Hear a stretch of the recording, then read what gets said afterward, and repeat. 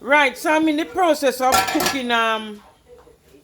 cooking fish tea soup. I've just taken the fish out.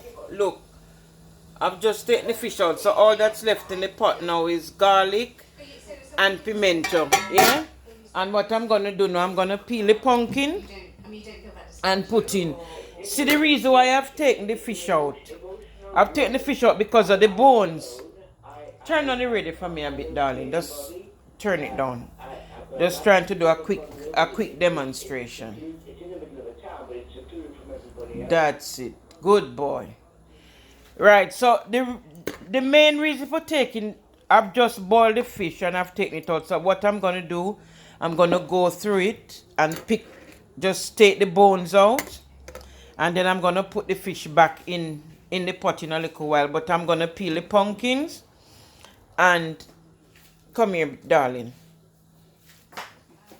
I'm gonna peel the pumpkins, and the vanilla is not a part of the menu today. All that I'm gonna need today is like a chocho, called a chocho, some carrots, and I like sweet potato in my soup, and a piece of yellow yam. So it's the usual. I'm gonna do it the usual way, or we do soup. You understand? But today is just fish tea soup. Alright? So, like I said, I'm gonna be picking the bones out. Yeah?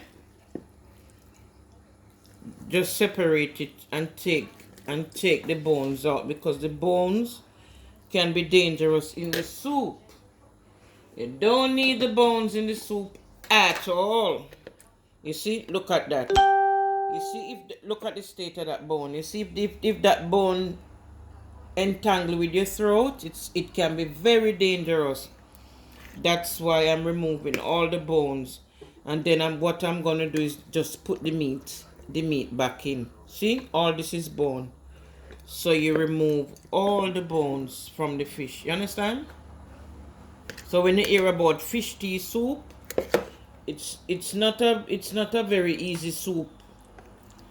Not a very easy soup to prepare, but in order, you see, have a look at that now. You see the bones, or the hiding in between there. Look, all this is bones mixed up with meat. So I'm gonna put all that there. Look, put all that there. All I really need from this fish today is the meat. You understand? You see, there's another bone. You see, look at that. You saw slide the bones are like humans, look. Wow, it dropped back in there. You just have to be careful when you're drinking fish. Look at that big bone. Alright, look at that. You see? That's a big long bone that I've just taken out. And look at that again. Look at that. That's bone again. So, fish tea soup, that's why I don't really prepare it too much. All that is bones. Yeah? You have to separate them. I'm still finding bones. I'm not going to put this in yet until I go through it thoroughly and remove all the bones. You understand? So this is what I'm going to be putting back in the pot. I'm going to double check still to make sure there are no bones. So I won't put this in just yet until I finish with it. I'm going to peel. It's the normal way that I would cook soup.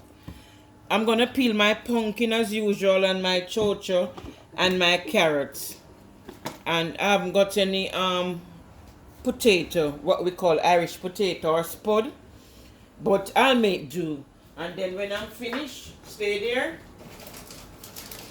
I'll put my cock soup. Even though normally I would put fish tea, because you got these in the fish tea. But because it's a last minute decision to cook soup, this can still cook soup can go in anything, because it's got a very nice flavor. Alright, so thanks a lot, Tasha. Have a blessed day. And my fish tea soup will be on the way, and later on I'll just give you the feedback Tashak, see your juice here. Yeah. So all this is bones to throw away that I've separated from the fish. All right. So just make sure when you're cooking fish tea, you remove all the bones, and that's just basically what that is. All right. So thank you very much, and I'll see you later.